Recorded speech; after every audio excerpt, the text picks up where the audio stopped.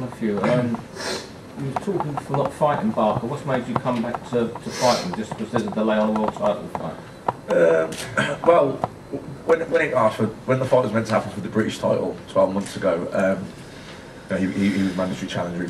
Hence one of the reasons we were meant to fight. But at the same time, I just signed with Hatton Promotions, and they got me the shot for the European title. So I think it's common sense really. I wasn't going to turn down a shot at the European title and a world ranking. And Manassa Khan was ranked in the top 5 or 6 with all the governing bodies. I wasn't going to turn that down to defend against Barker. But it's a fight that I was sorry didn't happen, because I think it's a great fight for me, not such a great one for him. But 12 months down the line, here we are. We're fighting for the European title now. Not just the British or the Commonwealth, but the Europeans on the line as well. And it's in Birmingham this time, and Frank Warren's promoting it on a big card. And I think this fight in particular will be, highly anticipated, because, like you say, it has been talked about for a couple of years. And if the only way he could really duck out of it is if he got offered a world title. If he got offered a world title shot, then I think common sense he'd take it. But I don't think that's going to happen. So I think he has to fight me, and I certainly want to fight him. Like I said, I think it's a fight that really suits me, big time. Do you think it's inevitable that you two are always going to meet sooner or later? Yeah, I think so. Yeah. I mean, like the fact that it didn't happen last year, people thought it was never going to happen. But I always thought it would happen. It was just a case that thing came up. The European title fight came up, so it just kind of got delayed, really. But as long as he was to keep winning and I was to keep winning, I think the fight was inevitably going to happen. Does the venue and as well maybe more of a dream fight for you? Yeah, much more so. Fair play to Frank. He's put it in Birmingham. He won the bids. He won the bids for the fight, and he put it in Birmingham. And it's a massive card, and I think it's going to create that. The card in itself is going to create a lot of hype. And I think this fight in particular will. I don't really see eye to eye with his promoter. I think I want to turn pro in 2001. I turned pro with Frank Warren instead of him, and he's been bitter ever since. And he's always pretty vocal whenever it comes to me. So I don't think it'll be any different this time. And so, like I said, I think there'll be a lot of talk and probably a lot of trash talk, which sells papers, doesn't it? And I think this fight will create a lot of hype, and I think it's on the right card, it's at the right venue, it's in the right city, and I'm going to really do a number on him. Are these the sort of nights you dream of as a young amateur starting out? Yeah, definitely. You don't dream of boxing in front of 1,200 people in the leisure centre down the road, do you? You dream of the big venues in front of 10,000, 15,000 people on a massive card, world champions. That's the sort of stuff you dream about. And like I say, I suffered. I've been in some big fights. Dean mentioned the fight with Jane Moore. That was a highly anticipated fight at the time. I was probably a bit inexperienced. I was fighting at the wrong weight, and I come up short that night. But it wasn't for the one of trying. And I think they say, well, don't kill. What doesn't kill you makes you stronger. And I think it definitely made me stronger. And I looked at myself a little bit, and I changed a few things. And I think I've come back better than ever. And I won the British title last year in good style. I won the European in very good style. And I don't think I've ever felt better. I've never been boxing better, and I've never been as hungry. I've never ever wanted it more than I want it now. And I think the fight's come at a perfect time for me. And I don't see anything he brings to the table that's going to trouble me at all. Do you think the general outcome will be very similar to the Battle of Brum, crowning? Yeah, exactly. Like a lot of people thought, Alcott was going to beat me. Some people thought he was going to stop me. I don't know how they thought that, but they did. And I knew what was going to happen. I knew he was going to be short and he was going to be decisive. And I was quietly confident. I'm probably not as quietly confident. Probably a bit more outspoken this time. But I think that could be down to confidence. I don't know, but I really fancy the fight. I fancied it 12 months ago. It's just the circumstances that followed it didn't happen. But this time I'm really looking forward to it. Do you consider the title as yours? So yeah, exactly. Well, I didn't lose I didn't lose it, and to be honest, I don't know how him and the other guy even got to fight for the vacant title, because they were way down the rankings. I just think it was a bit of an availability factor. And but when I fought it, me and Asakani were the 2 nominated fighters. So there was a little bit difference there, and I think he's just keeping it warm for me. Wow. Barker sort of did struggle a little bit in that fight, whereas you blasted the guy out. Yeah, and I don't think you can really compare Balshikam to Amin Asakani. Asakani knocked out Sebastian Sylvester, who's now IBF middleweight champion. So, if you look at who he's fought and you look at who I fought, you really can't compare the two people. And like I said, he's never even really been in a real fight. It's always been an opponent. where I've been in like I said, with Jamie Moore, Boy Campus, Wayne Alcock. He was the champion. I mean, that's the kind. There's no comparison. And I think the whole experience of the Jamie Moore fight and other fights like that, topping the bill in Ireland, for example, and different stuff like that, will hold me in good stead for this fight. Just before there's any further questions, as you can see, Michael Jennings, the former British welterweight champion, has just joined us. So we're welcome to Michael, and again, he needs no introduction. He's been a great ambassador for British boxing. Had a fabulous fight with Miguel Cotto, and I'm sure that the contest between him and Kell Brook is going to be another huge spectacle for this event. James, how do you feel, you're looking back now, your first 6-7 fights, where you are now from when you turned professional? Where you are now from where you turned pro? I think I've come on heaps. I started off a bit wary in that, but I think my last couple of fights, I think I've come on loads. I'm working in the gym with Jim McDonald, all different drills, all different exercises, and I feel like I'm coming on nice now. Your fitness? Fitness, well, I've got the best coach. I've got one of the best coaches in the world. So fitness-wise, I'm like, you don't have to worry. Always fit, always taking over in the gym. No, I mean fitness-wise than when you turned over and when you left the amateurs. Where are you at fitness-wise than when you left the amateurs? Obviously, it's a different kind of fitness. But yeah, I'm fit. Obviously now getting in the chase for that British title as well. Yeah, well, I say by the end of the year, I want to be boxing for the British title. I want to be a British champion. So I thought it's me. Yeah, well, business is business, isn't it? I'm friends with him, but business is business. And if I have to fight him, I have to fight him. Do you feel like your opponent's been stepped up as he's progressed? Yeah. So yeah. Domestically, I'm the best out there already. Yeah, what did you think of the prize fight? I heard you was there the other night. Yeah, I was there. I watched it. It was actually entertaining, really. Who won it? Mendy, isn't it? Yeah. Yeah, he was strong, tough. Yeah, good. Was anybody there you thought maybe could be a good episode? Maybe the geezer that won it. He was tough. He was strong. He was game. So my opponent ain't been announced yet. So. Yeah. We did actually, an offer was made to Patrick Mendy the following day, and it was turned down by Jim Evans, his manager. Very surprising. He just didn't think that he had the experience or felt that he was genuinely big enough to fight James at this stage of his career. He was very honest and open. The offer was made because obviously, Sky are always, excuse me, Sky are always interested in the prize fighter winner fighting for a major championship. I discussed it with James and Jimmy at the last press conference in London last week. They were fine. The offer was made and it was turned down. So we are working on an opponent at the moment, and hopefully we'll have something to announce in the next few days. Obviously, James has done a lot of talk with yourself and George. What's your sort of views on that? Is that fight? It's certainly a fight that. Yeah, I'd love to fight him. I say it don't work like that. We're with two different promoters, and yeah, it just don't work like that. But I say I'd rather fight him sooner rather than later. And please believe me, I will knock him out in 5 rounds. Is it a similar situation to maybe Matthews with Darren, that inevitably your pass is going to come? Yeah, eventually we're going to box. Hopefully, I'm British champion, he's Commonwealth champion. By in the next year or something, become a big domestic showdown. So, but I say whoever Frank and Dean put in front of me, I'll box. Was it true that a big money offer was made by Grove's camp to yourself and to your promoter? 50 grand, but yeah, I'm not going to take a pay cut.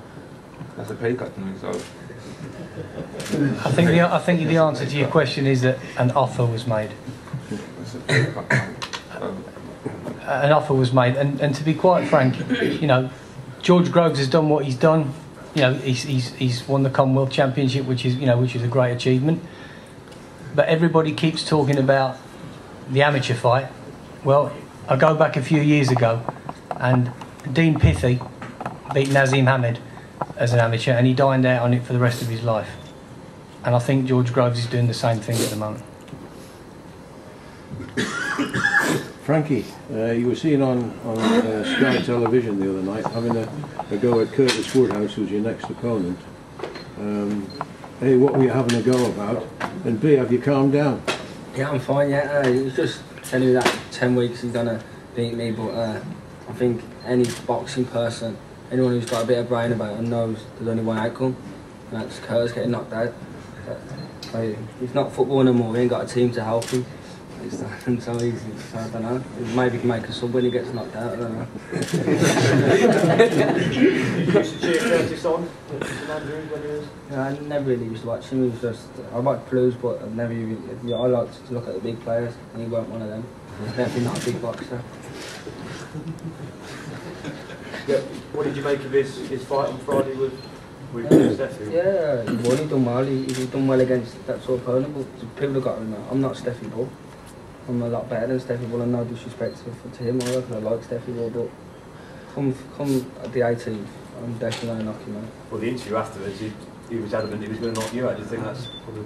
Yeah, that's why he's here today. So, You just feel you're going to have far too much from Frank. Far too much in every department. And that's not because I'm saying I'm the best, I'm the greatest, just because Curtis isn't. That's what it is. Do you still feel it's probably the toughest opponent that's maybe been put in front of you? I don't know. I know it's amateur and pro, but I fought better people when I was 15 and 16 than Curtis. Curtis hasn't had the experience of someone who's going to make him miss like I'm going to make him miss, who's going to make him pay every time he does miss. Steffi Bull was on the back foot the whole time, I won't be on the back foot the whole time. And I'm going to, he won't ever be in with someone as good as me, definitely. Frankie's a little bit in the situation like James. They proved it as amateurs, and we believe that they'll both do the same thing as professionals, that they will box better with a better opposition in front of them.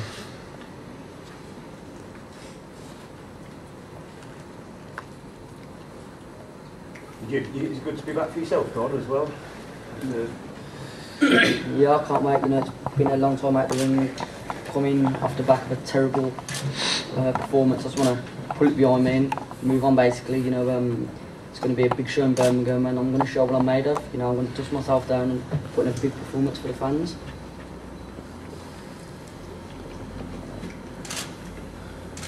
Nathan, what's it like for you now? You're not a full-time student. How much better can you become now? You can give all your time to boxing. Yeah, I've been waiting for this day for ages, really. It's like over the last, 4 years I've been in uni now. Especially the last year when I've had title fights to concentrate on. I've been studying as well, so it's been holding me back quite a lot. So it's been frustrating because I want to put all my time into training and into getting ready for fights, and yet in the back of my mind all the time I've got to go down to uni to do my work. So it's holding me back so much. But now I've got lots more time.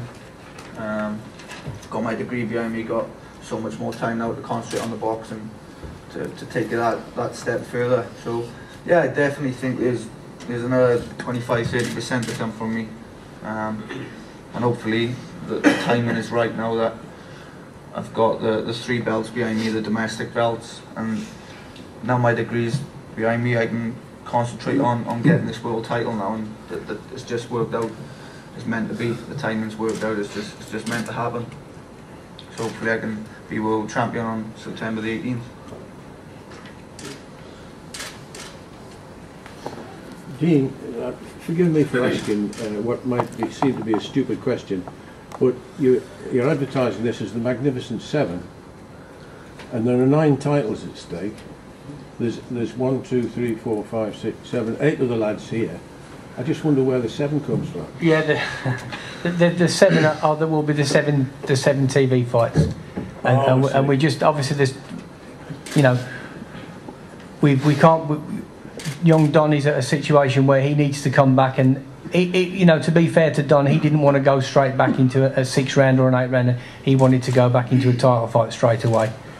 So. So it's the 7 for television. And obviously Ryan Rhodes and Lucas Kenichi will be the other championship contest. Right, yeah. Ryan is away on holiday until this Friday, so that's why Ryan isn't in on attendance today. and obviously Lucas Kenichi will be here come fight day. Right. Thank you.